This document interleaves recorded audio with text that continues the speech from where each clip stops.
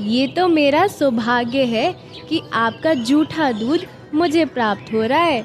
ये तो अमृत के समान है। कुछ दूध बालक गरीबदास जी ने पिया। फिर परमेश्वर जिंदा वेशधारी ने गरीबदास जी को ज्ञानोपदेश दिया, तत्व ज्ञान बताया तथा बालक गरीबदास जी के अधिक आग्रह करने पर परमेश्वर ने उनकी आत्मा को शरीर से अलग किया और ऊपर के सभी रूहानी मंडलों की सैर कराई। श्री ब्रह्मा, श्री विष्णु, श्री शिव जी से मिलाया।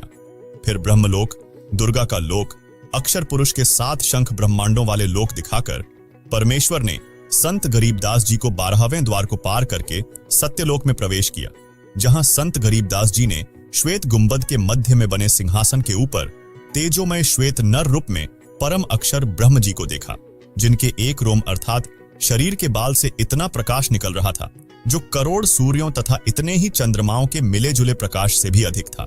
फिर जिंदा बाबा रूप में परमेश्वर ने अपने साथ बालक गरीबदास जी को लेकर उस सिंहासन के निकट गए तथा वहां रखे चंवर को उठाकर तख्त पर बैठे परमात्मा के ऊपर चलाने लगे।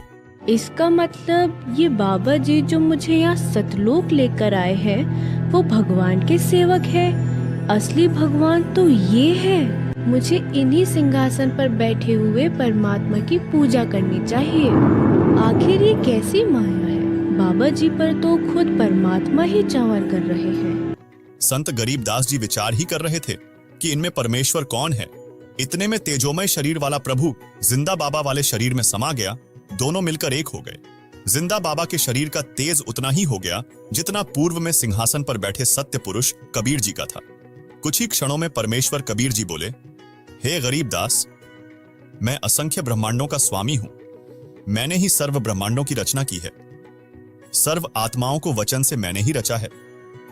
मैं ही 120 वर्ष तक भारत के काशी बनारस में कबीर नाम से जुलाहे की भूमिका करके आया था, जिसके बाद परमेश्वर कबीर जी ने संत गरीबदास जी को आशीर्वाद दिया और उनका ज्ञान योग खोल दिया।